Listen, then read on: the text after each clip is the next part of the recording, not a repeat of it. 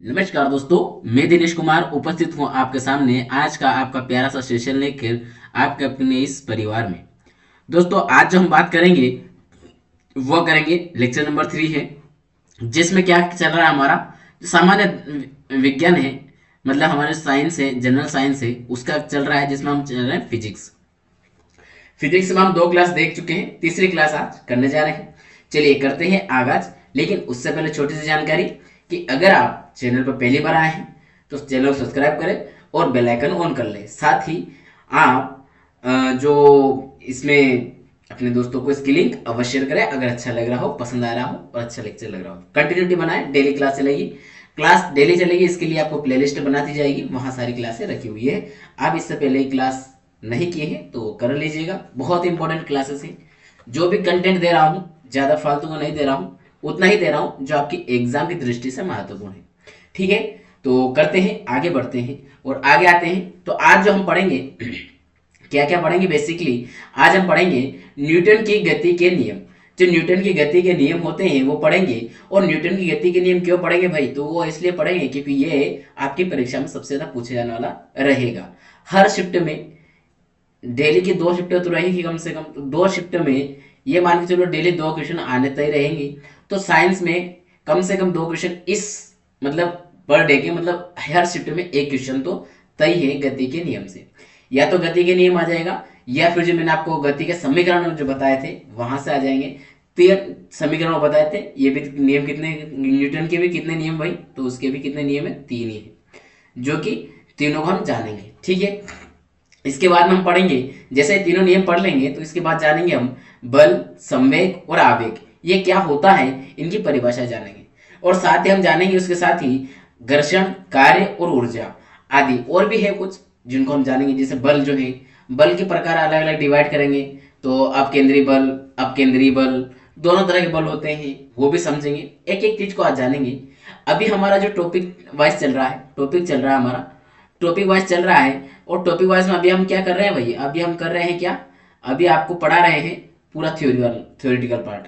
तो theoretical part में आपको क्या करना है टॉपिक वाले में, कि इसमें थ्योरी पढ़ लेनी है। थ्योरी इसलिए पढ़ा रहा हूँ कि 1-2 दिन बाद में आपके सामने क्या लाने वाला हूँ, साइंस के क्वेश्चन आंसर प्रैक्टिस के लाऊंगा, जिसमें फिजिक्स के लाऊंगा पहले। लेकिन उससे पहले सोच रहा हूँ कि 1-2 दिन की क्लास में सारा कंटेंट कंप्लीट करवा दिया जाए। ठीक है, और हो सकता है जो शाम जो 6 बजे क्लास होती है, शाम को 6 बजे, उस वाली में कुछ चेंजेस किया जाए। 6 नहीं, आई थिंक 5 बजे का टाइम दिया गया है उसमें, मैंने 5 बजे टाइम दिया सर को, लेकिन अभी वो क्लास 6 बजे 6-7 बजे अपलोड हुई होगी कल की। कोई बात नहीं, सर से बात करता हूँ मैं, उन्होंने कब क्या किया तो मैं उनको बोलता हूँ 5 बजे का ही, 5 बजे से 5 से 6 क्लास रखेंगे, 5 बजे रखेंगे वो क्लास, शाम को 5 बजे और सुबह 10 बजे। ठीक है, क्लास का मैं टाइम एक बार और बता देता हूँ आपको, जरा ठहरिए। देखिए, जो सुबह की क्लास होगी, जो सुबह की क्लास होगी, सुबह जो वाली होगी, उसको अगर देखा जाए, सुबह वाली को देखा जाए, सुबह वाली को अगर देखा जाए तो क्या होगी, 10 बजे रखा जाएगा, 10 बजे रखेंगे। ठीक है, और जो शाम को होगी, और शाम को जो होगी, शाम के समय जो होगी, वह क्लास कितने बजे करेंगे भाई, शाम वाली कितने बजे करेंगे, तो वह करेंगे 5 बजे, ताकि उससे क्या होगा, आपको बीच में जो है समय मिल जाएगा। ये जो क्लास अभी चलेगी सुबह, ये अभी आपकी रहेगी साइंस वाला पार्ट, साइंस वाला रहेगा जनरल साइंस का, जिसमें अभी हमारा फिजिक्स चल रहा है। फिजिक्स बाद हम केमिस्ट्री भी लेंगे और बायोलॉजी भी लेंगे। बायोलॉजी हो सकता है मैं ना लूँ, किसी और से करवाई जाऊँ, क्योंकि बायोलॉजी में इतनी अच्छी कमांड नहीं है जितनी अच्छी होना चाहिए। कोशिश रहेगी कि कोई ऐसा अगर सहयोगी मिल जाएगा तो आपको उनसे करवा दूंगा मैं एक क्लास, जो मतलब एक क्लास क्या, मतलब एक सब्जेक्ट पूरा जितना लेगा पेमेंट वो करवा दिया जाएगा आपके लिए, वो भी हम अवेलेबल करवाएंगे। लेकिन फिलहाल आपको क्या पढ़ा रहा हूँ, फिजिक्स पढ़ा रहा हूँ, फिर केमिस्ट्री पढ़ा दूंगा। ठीक इसके बाद जो शाम को 5 बजे है, शाम को 5 बजे वाली में अभी हाल फिलहाल में पॉलिटी स्टार्ट करने जा रहा हूँ। क्या स्टार्ट करने जा रहा हूँ भाई, पॉलिटी स्टार्ट करने जा रहा हूँ, जिसके लिए आपको क्या करना है, डेली की क्लास अटेंड करना है। और ये पॉलिटी जो है, ये मैं इस लेवल से करवाऊंगा कि आप कोई सी भी एग्जाम दो, हर एग्जाम में क्वेश्चन डायरेक्ट बैठेगा। यहाँ पर मैं अभी क्वेश्चन प्रैक्टिस कम नहीं लाऊंगा, अभी फिलहाल मैं प्रैक्टिस नहीं लाऊंगा, अभी फिलहाल लाऊंगा थ्योरी। इसमें भी क्या लाऊंगा भाई साहब, थ्योरी लाऊंगा। इसमें क्या लाऊंगा, पहले थ्योरी करवाऊंगा। ठीक है, पहले थ्योरी करवाऊंगा, उसके बाद में क्या करवाऊंगा, प्रैक्टिस करवाऊंगा। ठीक, तो आप सभी को ये सारी बातें क्लियर समझ में आ गई होगी। ठीक है, ये तो थे हमारे जो आज की जो मतलब कुछ जो चीजें आपको पहले बता देनी चाहिए थी, टाइम टेबल, तो वो मैंने आज बता दिया आपको कि सुबह 10 बजे और शाम को 5 बजे आपकी क्लासेस डेली मिल जाएगी और दोनों ही क्लासों को आपको करना है। ठीक है, अब ये चाहे वीडियो में मिल रहे हैं अभी, लेकिन धीरे धीरे समय को आप थोड़ा दीजिए, समय दीजिए, आप थोड़ा कंटिन्यूटी बनाइए। जैसे जैसे आपके व्यू मतलब आपकी कंटिन्यूटी बढ़ेगी, जैसे जैसे अच्छे व्यू आने लग जाएंगे, अच्छे आप मतलब दिखाएंगे कि हाँ आप लोगों को यूजफुल आ रहा है, तो मैं उसी दिन लाइव आ जाऊँगा, मैं उसी दिन लाइव आ जाऊँगा भाई। मुझे लाइव आने में कोई दिक्कत नहीं है, मैं लाइव पढ़ाता हूँ, पढ़ाया हूँ और एक्सपीरियंस है लाइव पढ़ाने का। तो भाई अच्छा 11 मिलियन का परिवार में अगर लाइव पढ़ा सकता हूँ तो भाई आप तो अपना छोटा परिवार है, अच्छा परिवार है। और सर को पहले जानता हूँ मैं, इसलिए सोचा कि सर के साथ ही जुड़ा जाए। ठीक है, चलिए करते हैं स्टार्ट। आज की पहली स्लाइड आपके सामने आ चुकी है, जिसमें हम पढ़ेंगे न्यूटन की गति के नियम। न्यूटन की गति के नियमों को आज हम पढ़ने वाले हैं और यही बात मैं आपको बताने वाला था कि न्यूटन की गति के नियम हम लोग जानेंगे आज, जो कि विषयक नियम, ये साले विषयक वगैरह जो लिखे हुए ना सभी है, इसको छोड़िए। ये मसाला लिखा हुआ है इतना सारा, ये इसको छोड़ दीजिए। ये आपको केवल क्या रखना है, न्यूटन की गति के नियम। और वो भी कितने नियम है भाई साहब, 3 नियम है। कितने नियम है न्यूटन की गति के, कितने नियम है, या न्यूटन ने गति के कितने नियम दिए हैं, तो 3 दिए हैं। कितने दिए हैं, 3 दिए हैं। प्रथम नियम, प्रथम नियम क्या कहता है, प्रथम नियम को समझिए जरा। यदि कोई वस्तु विराम अवस्था में, जैसे कि मैं बताऊं आपको, मैं अभी जो पढ़ा रहा हूं तो ये लैपटॉप में क्लास रिकॉर्ड कर रहा हूं, और जिस क्लास में लैपटॉप में जो क्लास रिकॉर्ड कर रहा हूं, लैपटॉप एक जगह रखा हुआ है। लैपटॉप क्या करा, एक जगह रखा हुआ। अगर मैं इधर उधर घुमाऊंगा तो क्या हो जाएगा भाई, उसमें मेरे सामने जो डेस्कटॉप दिखाई दे रही है वो नहीं दिखाई देगी। तो मैं सही से जो आपको समझा पा रहा हूँ, वो जो आकर्षण बन रहा है वो नहीं बन पाएगा, क्योंकि मेरे सामने आजा ये डेस्कटॉप नहीं है, आप सभी हैं जितने भी मुझे देख रहे हैं इस समय, उन सभी को मैं यहाँ देख रहा हूँ कि वो यहाँ देख के मुझे पढ़ रहे हैं, मेरे से पढ़ रहे हैं। तो ये बात हो रही, तो क्या हुआ, वो विराम अवस्था मतलब वो एक जगह रखा हुआ है। तो जब वो एक जगह रखा है तो उस विराम अवस्था में ही रहेगी। अगर वो वस्तु कोई विराम अवस्था में है और यदि किसी सरल रेखा में एक समान चाल से चल रही है तो ऐसे ही चलती रहेगी जब तक कि उस पर कोई बाह्य बल ना लगाया जाए। अब यहाँ में जैसे कि आपको मैं बताऊं कि ये जो लैपटॉप को मैंने एग्जांपल लिया है, ये लैपटॉप मेरे सामने रखा है, अब टेबल पे रखा है, जब तक कि मैं इसको या कोई और व्यक्ति आकर के, या तो मैं या कोई और व्यक्ति आकर के इसको अलग उठा करके ना रखे, दूसरी तरफ खिसकाए नहीं, तब तक ये जहां रखा है वही रखा रहेगा। उम्रतराज मतलब जब तक ये बिल्डिंग रहेगी तब तक यही रखा रहेगा, अगर कोई इसको खिसकाए नहीं। तो यही बोल रहा है कि न्यूटन का प्रथम नियम जो था, न्यूटन की गति का जो प्रथम नियम है, वो कहता है कि अगर कोई वस्तु विराम अवस्था में है तो वो विराम अवस्था में ही रहेगी, उसमें कोई गति नहीं आएगी जब तक कि उसको कोई बाह्य, बाह्य मतलब बाहर के जो व्यक्ति है, बाहरी शक्ति है। जैसे मैं हुआ तो मैं लैपटॉप के लिए तो बाहरी शक्ति हुआ ना, आप हुए, जो भी है आपके पास में मोबाइल रखा, आप क्लास कर रहे हैं तो आपने मोबाइल रख रखा है एक तरफ स्टैंड में, मोबाइल स्टैंड ला रखी होगी उसमें रख रखा है, तो वो रखा हुआ है, अगर उसको आप नहीं उठाएंगे तो वो वहीं रखा रहेगा। समझ रहे ना, तो ये क्या है कि बाह्य, यही न्यूटन की गति का प्रथम नियम। और जो न्यूटन की गति का प्रथम नियम है उससे जड़त्व का नियम भी कहा जाता है। कैसे कहा जाता है, न्यूटन की गति के प्रथम नियम को क्या कहा जाता है, उसे जड़त्व का नियम या जड़त्व की गति का नियम, इसको एक और वर्ड में बोलते हैं जड़त्व की गति का नियम, ऐसे भी लगता है। और एक और नाम इसका कौन सा है, गैलीलियो का नियम। इसे ही गैलीलियो का नियम कहते हैं, क्योंकि गैलीलियो ने जो नियम दिया है गति का, गैलीलियो ने भी दिया है, तो उसने भी यही नियम दिया है कि जो विराम अवस्था में कोई वस्तु है अगर, तो वो विराम अवस्था में ही होगी जब तक कि उस पर कोई बाह्य बल ना लगाया जाए। समझ रहे, तो यही बात है। अब यहाँ क्या लिखा हुआ है, उदाहरण के लिए, उदाहरण क्या दिया, हालांकि मैंने आपको आसान भाषा में समझा दिया, फिर भी उदाहरण देखिए। कोई फल है, कोई टहनियां हैं, टहनियों से टूटने पर गुरुत्वाकर्षण के कारण नीचे जमीन पर गिर जाते हैं। तो भाई वो किसके कारण गिरे, बाह्य शक्ति लग रही, गुरुत्वाकर्षण किसका, पृथ्वी का गुरुत्वाकर्षण, वो खींच रहा है, अपने आप नहीं गिर रहे हैं, वो उसको खींचा जा रहा है, उसमें बाह्य बल लग रहा है। ठीक है, बाह्य बल किसका लगा, पृथ्वी का लग रहा है उस फल के ऊपर। द्वितीय नियम क्या कहता है, किसी वस्तु पर कार्य करने वाले बल का मान वस्तु के द्रव्यमान तथा वस्तु में उत्पन्न त्वरण के गुणनफल के बराबर होता है। मतलब किसी वस्तु पर कार्य करने वाले बल का मान, मतलब जो भी वस्तु है, जैसे मान लो मैं ये मेरे पास ही किताब रखी, मैं उठाता हूँ, ये किताब लिया, ठीक है, थोड़ा कैमरा चालू, मतलब यहाँ थोड़ा बैकग्राउंड चलनी है, अभी कैमरा में 1-2 दिन में कैमरा भी चालू कर दूंगा, मतलब अच्छा थोड़ा मतलब लाइटिंग वगैरह ऑर्डर किए तो लाइटिंग आ जाए, थोड़ा कैमरा अच्छा दिखाई देगा। आप सपोज कीजिए आपके पास एक किताब लीजिए और उस किताब को लेकर के उसको आप क्या करें, सामने रख लीजिए, अपने अपने सामने रखिए, रख लिए उस किताब को। अब आप अपनी एक उंगली से खिसकाना है, बस ऐसे टच करो, खिसकाना नहीं, बस टच करो। क्या खिसक रही है क्या? नहीं खिसक रही। अब उसको खिसकाने के लिए आपको क्या करना पड़ेगा, अपना ताकत लगानी पड़ेगी। तो जरा खिसकाओ, थोड़ी सी हल्का सा जोर लगाओ, खिसक गई किताब। जी हाँ, किताब खिसक रही है। तो जब ये किताब खिसक रही है, आगे सरक रही है, खिसके जा रही है, जब हम उस किताब के ऊपर बल लगा रहे हैं तो उधर से भी बल लगा हुआ है, क्योंकि हमने जब चाला किया तब किताब नहीं खिसकी, इसका मतलब उसका भी बल लगा हुआ था। अब जितना उसका बल लगा हुआ था उतना उससे ज्यादा हमने लगा दिया, तो ये क्या हो गया, खिसक गया। तो क्या हो रहा कि जो बल का मान वस्तु के द्रव्यमान, जो वस्तु थे वो किताब था, उसका द्रव्यमान जो वो, और वस्तु में उत्पन्न त्वरण मतलब उसका त्वरण और उसका द्रव्यमान दोनों मिला के कुछ न कुछ उसकी क्या हो रही है, उसकी ऊर्जा हो रही है, उसका क्या हो रही है, उसकी शक्ति हो रही है।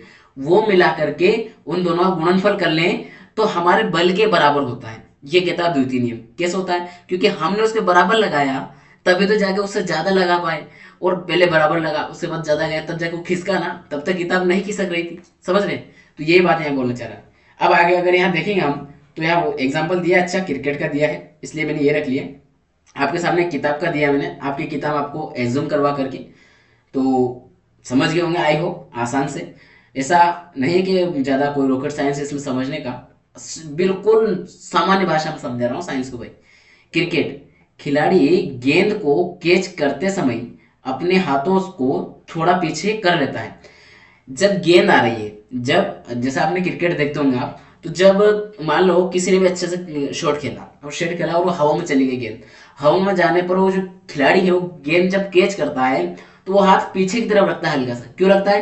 क्योंकि वो गेंद जो आएगी उस वक्त पीछे हाथ क्यों लेता है? क्योंकि वो जो गेंद की गति जा रही है उसी गति में आगे बढ़ जाएगा, तो वो गेंद उसके हाथ में रुक जाएगी, वो गेंद उसके हाथों में रुक जाएगी, नहीं तो गेंद कहाँ चली जाएगी, उसके हाथों से निकल करके नीचे गिर जाएगी, तो कैच नहीं कर पाएगा। इसलिए हाथों को थोड़ा पीछे किया जाता है गेंद के साथ साथ, इसीलिए किया जाता है ताकि वो गति जो है गेंद की गति को मेंटेन किया जा सके। समझ रहे? उसके बराबर कर लिया जाए उस गति का। तीसरा नियम क्या कहता है? तीसरा नियम कहता है, तृतीय नियम कहते हैं प्रत्येक क्रिया के बराबर, प्रत्येक क्रिया के, जो क्रिया कर रहे हैं हम उसके तथा विपरीत दिशा में प्रतिक्रिया होती है। मतलब ये जो तृतीय नियम है ये ऐसा है कि क्रिया जो जो भी क्रिया हो रही है उसके विपरीत दिशा में भी उतनी ही प्रतिक्रिया होती है। जैसे कि अगर देखेंगे आप तो आपने कभी ये जो रॉकेट का यहाँ दिया है उसी का ले लीजिए अभी, क्योंकि अभी मैं यहाँ करके नहीं दिखा सकता आपको, नहीं तो मैं देखा था अभी कि कैसे क्रिया प्रतिक्रिया होती है, वो देखा था अच्छे से।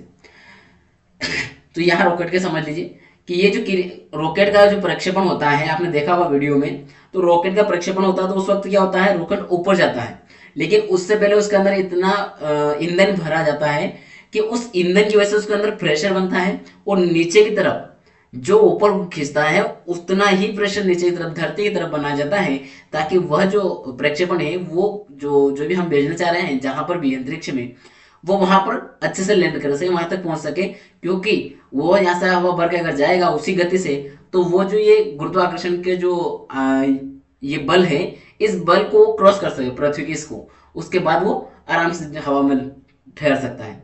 तो ये क्या हो रहा है, जितनी हमें आवश्यकता है उतनी ही, मतलब जितने हमें क्रिया करना है, जो काम हमें कर जितना करना है उतना ही उसका संघर्ष भी उतना ही मेहनत करना पड़ेगी। मतलब मान लीजिए आपको क्या करना है, अपना एग्जांपल ले लीजिए, चलिए ठीक है वो सब एग्जांपल छोड़ते हैं, आसान भाषा में समझने का प्रयास करते हैं। आप तैयारी कर रहे हैं, आप अच्छे से तैयारी कर रहे हैं, पढ़ रहे हैं। आप क्यों पढ़ रहे हैं, किस लिए पढ़ रहे हैं? क्योंकि आपको चाहिए नौकरी। नौकरी कौन सी? वो भी सरकारी। सरकारी में कौन सी? भाई जो भी जिस पोस्ट की आप तैयारी कर रहे हैं, जो भी आपका है वहां पहुंचने के लिए आप इतना संघर्ष कर रहे हैं, तो जितना अच्छा आप परिणाम चाहते हो उतना ही ज्यादा आपको क्या करना पड़ रहा है, पढ़ना पड़ रहा है, उतना ही रात रात भर जगना पड़ रहा है। जैसे मैं बताऊं आपको, ये जो क्लास आपको सुबह मिलेगी 10 बजे, लेकिन आपको मैं बता दूं ये क्लास में रात में रिकॉर्ड कर रहा हूँ। क्यों रात में जग रहा हूँ? मुझे पता है कि मैं आज मेहनत करूंगा तब जाके मैं आगे चलकर अच्छे से जो मेरे साथ में जो मुझे फॉलो कर रहे हैं उनका सिलेक्शन होगा, और उनका सिलेक्शन होगा तो मुझे बहुत खुशी हुई। कारण क्योंकि मैंने उनका मार्गदर्शन किया और उनको जो मैंने दिया वो एग्जाम आ गया। समझ रहे? तो ये तृतीय नियम क्या है, जितने ज्यादा आप आशा करते हो उतना ही ज्यादा आपको संघर्ष भी करना पड़ेगा, मतलब क्रिया की प्रतिक्रिया भी करनी पड़ेगी। समझे? ठीक है, क्रिया का प्रतिक्रिया, ये तीसरा नियम है। चलिए आगे बढ़ते हैं, आगे बढ़ते हैं और आगे देखते हैं आगे क्या बोलता है, अगली स्लाइड में क्या आता है। तो अगली स्लाइड में आ गया आपका बल वाला। ये तो पता था कि बल आएगा, और बल में भी अब अगली स्लाइड में आ गया बल के दो जो टाइप है वो आएंगे। ऐसा सब पहले सेटअप है, कहाँ क्या रखा हुआ है, ठीक है। तो भाई यहाँ देखते हैं कि जो ये आए हैं, कौन सा आया, वैसा भी आया आपका बल। तो बल किसे कहते हैं, जरा कोई कमेंट बॉक्स में कमेंट करके बताएंगे। हालांकि आपके सामने है लिखा हुआ आ चुका है, तो आप लोग आसानी से बता सकते हैं अब तो, लेकिन फिर भी मैं आपसे उम्मीद करूंगा कि आप अपने स्वेच्छा से बताएं। ठीक, आइए, जिसने कमेंट किया अच्छी बात, नहीं किया वो समझ ले। बल वह बाह्य कारक है, ये बाह्य लिखा है, ठीक है, बाह्य कारक है जो किसी पिंड की अवस्था में परिवर्तन करता है, जैसे इसे समझो, या परिवर्तन करता है अथवा परिवर्तन करने का प्रयास करता है। अभी आपने, जब हमने गति का द्वितीय नियम पढ़ा तब हमने वो क्रिया लगाई थी, बल लगाया था, किताब को खिसकाई थी उंगली से। अब आप उस किताब को अगर खिसका रहे हो, इधर उधर खिसका रहे पा रहे हो, उठा कर इधर उधर रख पा रहे हो, तो किस कारण से कर रहे हो, आपके पास जो ऊर्जा है, आपके पास जो बल है, उस बल से, बल कहाँ, आपके हाथों में, आपके हाथों में जो बल है उस बल से उठा करके या उसको खिसका रहे हो, किसकी वजह से, आपका बल लग रहा है उस किताब के ऊपर, तो ये बाह्य बल हुआ है। तो ये बात बोल रहा है कि वहां पर कोई भी बल वह बाह्य कारक है जो किसी पिंड को, आपकी किताब हो गई, पिंड मतलब आपकी क्या हो गई, किताब हो गई, 2 मिनट के लिए ऐसे समझिए, कि अवस्था में क्या कर रहा है, परिवर्तन कर रहा है। कुल मिला के जब आप मान लो एग्जाम में भी गए और वहां आगे जो बल पूछ ले, बल किसे कहते हैं, या बल का संबंध है, या बल के बारे में कौन सा कथन सही है, कौन सा गलत है, ऐसा बोल दिए, कुछ मत कीजिएगा। उस वक्त आपको एक माउस तो वहां दिया जाएगा, ऑनलाइन एग्जाम होगी, तो जो माउस रहे ना उसको ही आप क्या करना, अपने उंगली से टच करना, क्या करना, उंगली से टच करना। तो उसको टच करोगे तो कुछ भी फर्क नहीं पड़ेगा, लेकिन उसको आगे पीछे थोड़ा जोर लगा खिसकाना तो वो खिसक जाएगा। तो समझ जाना कि ये बल लगा दिया मैंने, क्योंकि बाह्य कारण लगाया इस वस्तु के ऊपर, मतलब ये पिंड हो गया, मतलब ये वस्तु हो गई, इसको मैंने खिसकाया, इसके अवस्था में परिवर्तन आया, मैंने बल लगा दिया। तो ये कैसे हुआ कि मेरा बल किसके बराबर है, इस माउस का जो पूरा द्रव्यमान और इसका त्वरण, जो मतलब इसके अंदर जो जितनी भी एनर्जी वगैरह है उससे बराबर, उसके बराबर मैंने इसको बल लगाया, तब जाके खिसक पाया। समझ रहे, माउस इस तरीके से लीजिएगा, मतलब ये माउस वहां आपके पास रहेगा, इसलिए मैं माउस का एग्जांपल ले रहा हूँ, ठीक है। आपके पास वहां जो ऑनलाइन एग्जाम है आपकी, और ऑनलाइन होगी तो उसमें क्या, माउस तो मिलना है, माउस से तो आप चलाओगे, तो वो इसलिए बोल रहा हूँ, ठीक है। तो ये ध्यान दीजिएगा, बल जो है, बल मतलब एफ किसको डिनोट करता है, बल को डिनोट करता है। एम जो छोटा वाला एम है वो द्रव्यमान को डिनोट करता है, और ए जो है वो किसको डिनोट करता है, त्वरण को डिनोट करता है, ठीक है। मैंने आपको यहाँ एक ही बात समझाई है कि इसका जो ये बल जो है आपका, ये किसके बराबर होता है, आप वो जो सामने वाली जो भी वस्तु है उसका द्रव्यमान और उसका त्वरण दोनों का गुणा कर दे। अगर मान लो इसका द्रव्यमान मान लो आपके पास 12 है, कितना है, 12 है, इसका कितना, 12 है, और इसका त्वरण भी कितना है, इसका त्वरण भी मान लो आपके 12 ही है, इसका त्वरण भी कितना हो गया, 12 हो गया। तो आप 12 का 12 मल्टीप्लाई करें, मतलब 12 का स्क्वायर हो रहा है एक तरह से, और स्क्वायर वाला कितना होता है, 144 होता है, 144 होता है। इतना कमजोर मत समझिए, मैथ से भी अच्छा कवर है, ठीक है। साइंस ऐसे ही नहीं मैथ से पढ़े हैं भाई साहब, क्या समझे थे, चलो ठीक है। फिर भी चलिए आते हैं, जो हम पढ़ाना चाह रहे थे उसके ऊपर आते हैं, वही बात करते हैं, वही बात करते हैं। यहाँ 144 हो गए, तो ये जो है ना, ये 144 आया ना, ये किसके बराबर आया, ये हमने, ये किसके बराबर आया है, ये, अरे चल रही पेन, क्या हो रहा, पेन क्यों चल रहा, चला, ठीक है। ये एफ मतलब क्या हो रहा, बल के बराबर है। बल के बराबर कैसे है, क्योंकि ये एम का मान हमने 12 माना और ए का मान भी हमने क्या माना, 12 माना। जब दोनों जगह 12 मान लिया जाएगा तब 144 आएगा। हालांकि इनका हमने एक सपोज करके, तो बस आप लोगों को मैंने समझाने के लिए क्या किया है, इसको 12 लिया, अदरवाइज 12 लेने की जरूरत नहीं है, कुछ अलग अलग हो सकता है, ठीक है। वहां कुछ भी आ सकता है, जैसे कभी उसने दे दिया, ऐसे भी दे सकता है कि किसी वस्तु का द्रव्यमान कितना है, 3 है, द्रव्यमान 3 है, और किसी वस्तु का द्रव्यमान 3 है, और उस वस्तु का त्वरण 11 है, क्या है, 11 है, ये दे दिया। तो उस वस्तु पर लगने वाला बल कितना होगा, कितना हो सकता है या होगा, कितना होने का संभावना या हो सकता है, ये बोल दिया। और ऑप्शन में दे दिया आपको, ऑप्शन दे दिया 30, ठीक है। ऑप्शन में दे दिया 31, ऑप्शन में दे दिया आपका कितना, 32, और एक और दे दिया ऑप्शन में 33। अब आपको क्या करना है, इन सभी को लगाना है, क्या करना है, बताना है ये ए है, ये बी है, ये सी है, और ये डी है।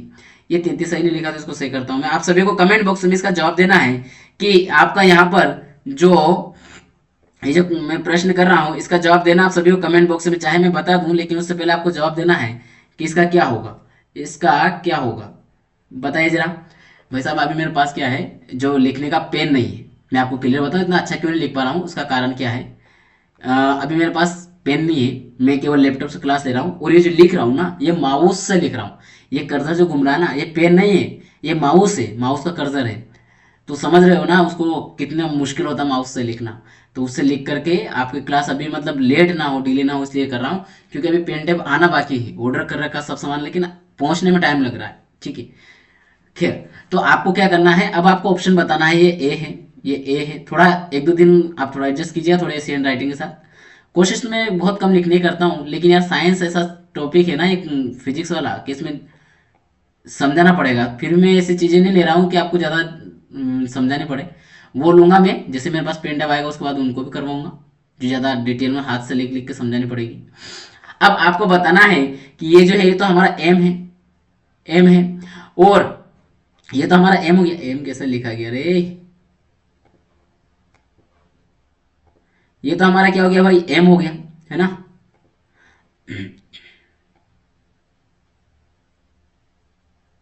ठीक है, ये एम हो रहा है और ये क्या हो रहा है हमारा ए हो रहा है। क्या हो रहा है, ए हो रहा है। ठीक है, ये ए है, हालांकि गोला सही से नहीं बना है लेकिन ठीक है, माउस से ऐसे बनेगा यार थोड़ा। ठीक है, ये ए है, थोड़ा एडजस्ट कीजिएगा। तो हमें क्या बताना है, एफ बताना है। क्या बताना है, एफ। एफ बताइए, तो दीजिए जरा बल, बल बताइए क्या होगा, क्या होगा। किया कमेंट आप सबने, जी हाँ बिल्कुल, आप सभी ने जिसने जवाब दिया बिल्कुल सही। एक दो का गलत है लेकिन ठीक है, जिसका गलत है वो समझिए कैसे सही है, कैसे गलत हो कर रहे हैं आप। भाई यहाँ मैंने समझा आपको, 12 का मल्टीप्लाई 12 में किया हमने तो कितना आया, 144 आया। कोई ऊपर से नहीं आया उतर के, ये 12 का 12 में गुणा। जैसे आपको अगर गुणा नहीं आता हो तो समझिए, इस 12 का 2 में गुणा करेंगे तो 12 दूनी कितना होता है 24। 12 की टेबल दो बार बोलिए कितना आएगा 24। 24 से कितना आ जाएगा 4। कैरी कितनी आएगी, हासिल हो कितना आएगा 2। इसके बाद 12 का मल्टीप्लाई 1 में करेंगे तो 12 एकम 12 होगा। 12 और 2 कितना हो जाएगा, 14 हो जाएगा। 12 और 2 कितना हो जाएगा, 14 हो जाएगा। तो हो गया ना 144। वैसे ही आपको क्या करना था और कुछ नहीं करना, इन दोनों का क्या करना, बस गुणा करना है। वहां कोई पेन उठाने की जरूरत नहीं आपको एग्जाम में, बस इनका देखा तो 11 क्या हो गया 33 हो गया। तो क्या आना चाहिए, आंसर नंबर डी वाला जो है वो राइट आंसर होना चाहिए। विकल्प डी जो दिया मैंने ऑप्शन में आपको, वो क्या दिया, डी। डी क्या दिया आपका, डी दिया। अब हमारा सामने जो, क्योंकि बल जो उसके बराबर है ना, क्या है, बराबर है। ये चिन्ह देखो ना आप, क्या उसके बराबर है, कर तो रहा ना उसके परिवर्तन। किसकी वजह से, उसके बराबर है इसलिए तो परिवर्तन कर पा रहा हूं, नहीं तो कैसे कर पाएगा, समझिए। अब ये जो बल है ना, ये दो प्रकार का होता है। बल जो है वह भी कितने प्रकार का होता है, दो प्रकार का होता है। तो अब हम उसके प्रकारों को जानेंगे। सॉरी, अब हम क्या करेंगे, उसके प्रकार जो है बल के उनको जानेंगे। तो जरा समझिए, सर्दी, आइए आगे बढ़ते हैं। तो अभिकेंद्र बल, अभिकेंद्र बल जो है या अभिकेंद्री भी बोलते हैं, दोनों तरीके से बोलते हैं। तो ये क्या है, अभिकेंद्र बल जो है उसकी बात करते हैं। तो ये ऐसा बल है जो क्या करता है, एक अंदर की साइड लगता है, मतलब क्या, केंद्र की तरफ लगता है। कुल मिला के केंद्र की ओर लगने वाला अभिकेंद्र हो जाएगा, और अब केंद्र क्या होगा, जो केंद्र के बाहर की ओर लगे। आप ऐसे समझिए, ये साइकिल ट्रैक बनाते हैं। यहाँ पर रुको, व्हाइट पेन लेते हैं, व्हाइट पेन लेते हैं ना, साइकिल ट्रैक बनाते हैं। ये यहाँ पर एक गोला बना रहा हूं मैं, ये एक गोला बना दिया मैंने। ये इधर से रोड आ रहा है और ये ऐसे, ठीक है। अब आपको क्या है, यहाँ कुछ भी मूर्ति उर्ति कुछ भी लगी हुई है। अब आप साइकिल चला रहे हो, ये साइकिल चलाते चलाते चलाते चलाते आप ऐसे जा रहे हो, ऐसे गए ऐसे गए ऐसे गए, बाहर आ गए, फिर से साइकिल ऐसे घुमाते रह रहे। अब आप अगर ये साइकिल जो घूम रही है आप देख रहे होंगे, तो ये क्या हो रही है, ये ऐसे घुमा रहे हैं आप। तो ये आपका जो शरीर है वो किस ओर झुका हुआ है, वो इस ओर झुका हुआ है, केंद्र की ओर। किस ओर, जिधर आप घुमा रहे हो। क्यों झुका हुआ है, तो कभी यहां से इस ओर झुका हुआ है। तो ये जो है, आप जब जिस ओर साइकिल को घुमाते हो उसी साइड, जिस साइड घुमाने जा रहे हो उसी साइड आपका अपना वेट डालते हो, उसी साइड क्या करते हो, वेट मतलब अपना भार जो है उस साइड झुका देते हो, ताकि साइकिल उधर जल्दी खिंचती हुई जाए, उधर की ओर मुड़ती हुई जाए। तो ये क्या हो रहा है, आप जो घुमावदार इसमें घूम रहे हो ना, इस गोल चक्र में, तो ये क्या हो रहा है, एक आपका जो वेट है उसी ओर झुक रहा है, केंद्र की ओर। तो ये कौन सा होगा, अब केंद्र होगा। तो आप यही परिभाषा यहाँ लिखिए जो मैंने समझाई है, बस इसको आपको क्या करना है, रीड कर लेना है। कैसे रीड करेंगे, चलो मैं रीड करके भी बता देता हूँ, रीड कर देता हूँ, बता क्या देता हूँ भाई, रीड ही कर देता हूँ। जब कोई वस्तु किसी वृत्ताकार मार्ग पर चलती है, ये मैंने ये एग्जांपल ऐसे ही लिया पहले ही, तो उस पर एक एक बल वृत्त के केंद्र, ध्यान दीजिए, वृत्त के केंद्र की ओर कार्य करता है, क्योंकि हमारा शरीर हम उधर झुका रहे हैं, समझ रहे हो, तो वो भी उसी ओर लग रहा है, इसलिए इसे अभिकेंद्र बल कहते हैं। तो अभिकेंद्र बल की परिभाषा कभी पूछ ले, या फिर ऐसे पूछ ले, कौन सा बल या कौन सी क्रिया जब एक वृत्ताकार मार्ग में, या फिर ऐसे बोलते हैं कि जो आर्मी का रनिंग वाला जो मैदान होता है वो भी गोल होता है, तो उसमें मान लो कुछ प्रतियोगी दौड़ रहे हैं, जैसे आजकल क्या है, ट्रेडिंग क्वेश्चन की जो है ना, इस तरीके की फॉर्मेटिंग आ रही है, मतलब इतने घुमा फिरा के दे रहे का, डायरेक्ट नहीं आ रहे। तो क्या हो रहा है कि आर्मी के जो भर्ती होना है, जिसमें हजारों बच्चे दौड़ने वाले हैं, उनका जो दौड़ने वाले जो ट्रैक है वह क्या है, गोलाकार है। तो उसमें जो अभ्यर्थी दौड़ रहे हैं, जो सब भाग लेने वाले अभ्यर्थी दौड़ रहे हैं, रनिंग कर रहे हैं, वह उन सभी का जो बल है वह किस ओर हो, वो या फिर वह जो बल है उन सभी का बल किस में है, केंद्र की ओर है। तो बताइए यहाँ किस तरह के बल की अभिक्रिया हुई है, तो वहां कैसे हो गई है, अभिकेंद्रीय या अभिकेंद्र बल वाली क्रिया हो गई है। तो आपको इस तरीके से भी अग्रणी सोच के चलना पड़ेगा। तो आपको अगर इस तरीके से आपने अभी तक ऐसे नहीं किया था, कैसे भी प्रश्न आते रहे, तो भाई साहब ऐसे प्रश्न धीरे धीरे आ रहे हैं और आ नहीं रहे हैं। अभी जो आरपीएफ हो रही ना, देख रहे हैं ना, पेपर देख रहे होंगे आप, किस तरीका क्या लेवल आ रहा है टॉपिक वही, लेकिन उनको घुमा फिरा के उलझा रहा है, ऐसे ही उलझेंगे यहाँ पर भी। आवश्यक आवश्यक क्या है, अभिकेंद्र बल प्रदान करने के लिए घुमावदार रेलवे ट्रैक व घुमावदार सड़कें एक तरफ को झुकी हुई या उठी हुई होती है। ऐसा ये रोड का बात बता रहा है। हम तो इतनी सारी बातें की हमें जरूरत नहीं है, ये बोलिए आपको याद नहीं होना चाहिए, आपको बस मेनली ये याद होना चाहिए। कभी अगर आपको ऐसा लग जाए, मतलब ऐसे पूछ ले कभी कि कोई रेलवे पटरी बिछी हुई है, लेकिन वहां पर क्या हो, ज्यादा घुमाव है, तो वहां पर जो घुमावदार हो रही है, तो वह जो ट्रेन की पटरी जो है वह एक साइड से उठी हुई है। तो उठी हुई क्यों रखी जाती है, क्योंकि जो ट्रेन का बल लगने वाला है वह केंद्र की ओर रहेगा, इसलिए इस तरीके से रखा जाती है। ठीक है, कहीं आप रोड पे अगर ट्रेवल कर रहे हो, बाइक चला रहे हो, तो देखिएगा उस रोड में भी अगर ज्यादा टर्न है, तो जिस साइड मुड़ना होता है ना, उस साइड रोड नीचे होती है और दूसरी साइड ऊंची रखी जाती है। क्यों, क्योंकि वो आपका जो बल है वो उस साइड लगे जिस साइड आपको मुड़ना है। तो वो वहां पर भी आप ये अच्छे से इस जो अभिकेंद्र बल है इसको याद रख सकते हैं। जहां भी ये मोड़ देखे आपको तुरंत इस बल को याद कीजिएगा। अभिकेंद्र बल प्राप्त करने के लिए साइकिल सवार मोड़ पर अंदर की ओर झुक जाता है। ये एग्जांपल तो मैं समझा चुका हूं आपको, ठीक है। आइए अगले जो आते हैं अपकेंद्री बल। अपकेंद्री बल में क्या होता है भाई साहब, अपकेंद्री बल में क्या होता है, अपकेंद्री बल को जान लेते हैं।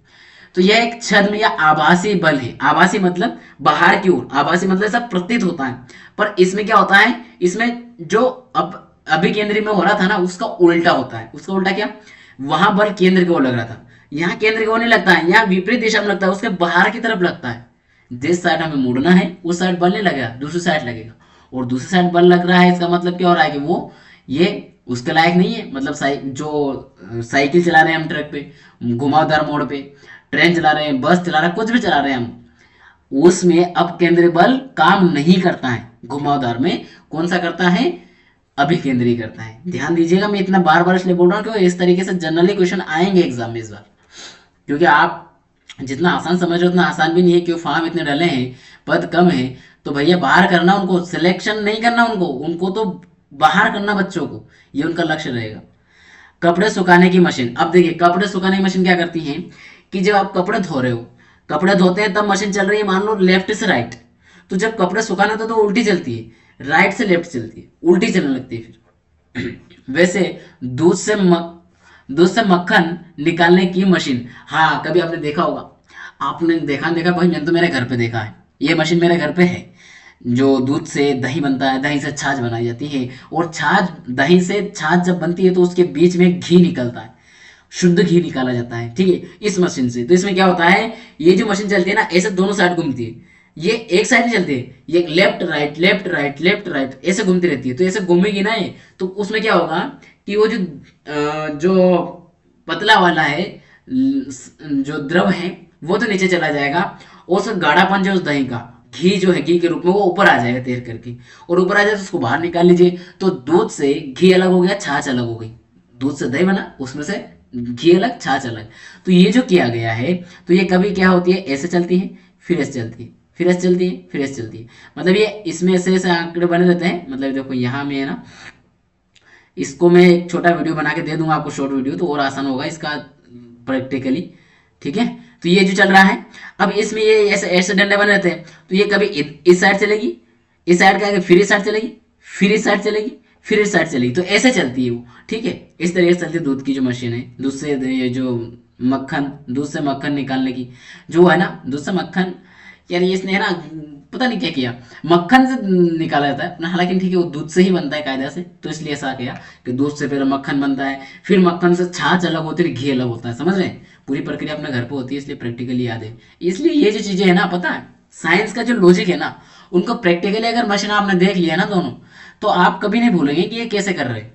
ठीक है, कि मशीन मशीन अब केंद्रीय बल के सिद्धांत पर कार्य करती है। अरे भैया, इसी सिद्धांत पे तो उसको बनाया गया है, तभी तो कार्य कर रहे हैं सिद्धांत पे। समझ रहे ना। हालांकि नहीं, चलो मशीन तो इस केंद्र पे अभी बनाई गई है, लेकिन क्या आज जब मशीनीकरण नहीं हुआ था, उससे पहले क्या दूध से घी नहीं निकाला जा रहा था?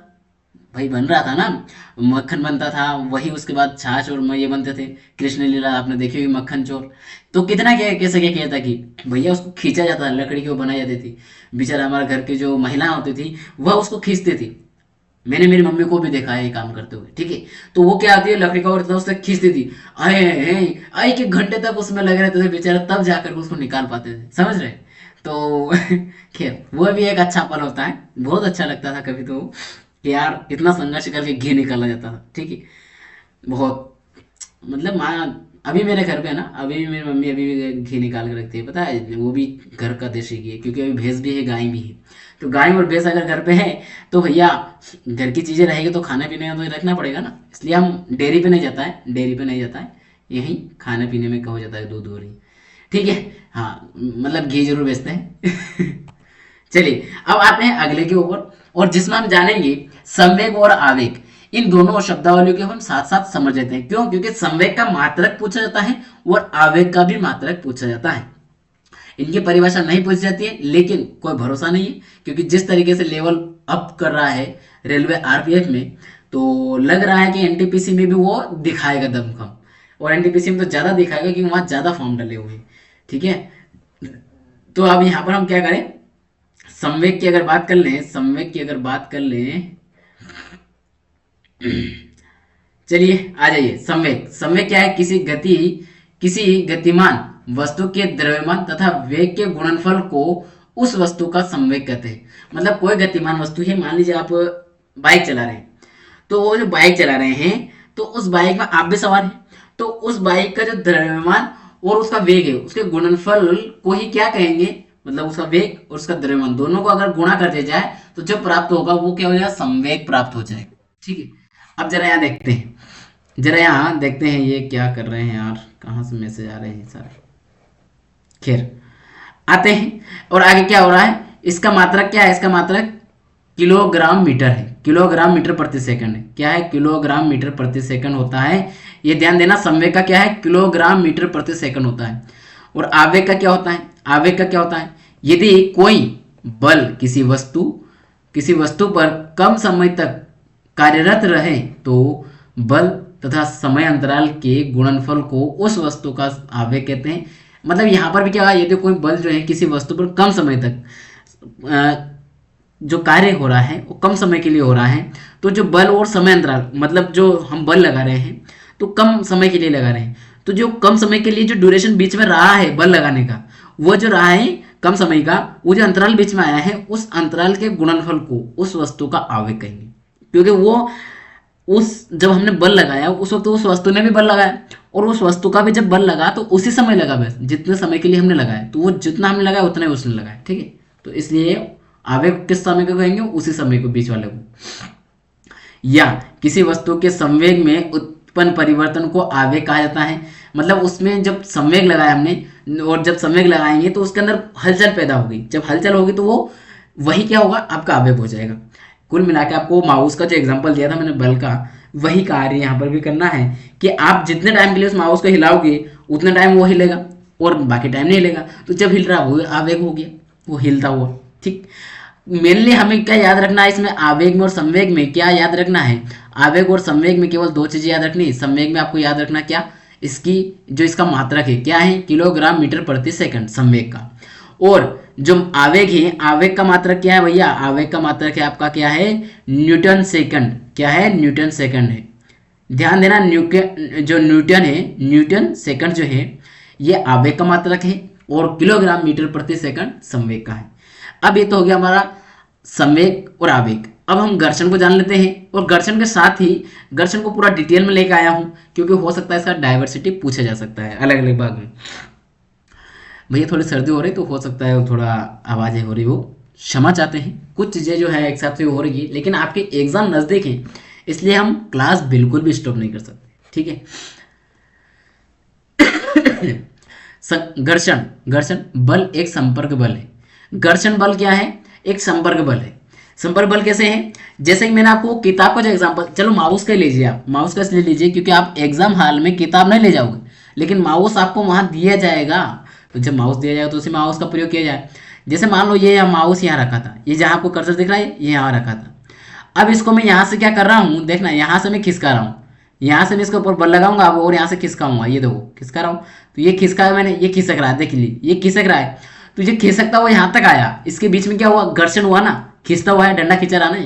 तो ये खींचा रहा है, ये जो घर्षण हो रहा है, बीच में संपर्क जो हो रहा है, यही क्या है आपका घर्षण बल है, जो सदैव इसके संपर्क में आई सतहों के बीच गति की विपरीत दिशा में लगता है। अर्थात ये है कि ये जो सतह थी, ये सतह एक जगह थी, लेकिन जब मैं इसको इस साइड ले जा रहा हूँ तो मैं इसको इधर खींच रहा हूँ ना, तो ये जो वस्तु ये वाली है ना, जो पीछे जो वस्तु लगी हुई है, मतलब ये पेच लगा हुआ है, ये पेच इस ओर जा रहा है।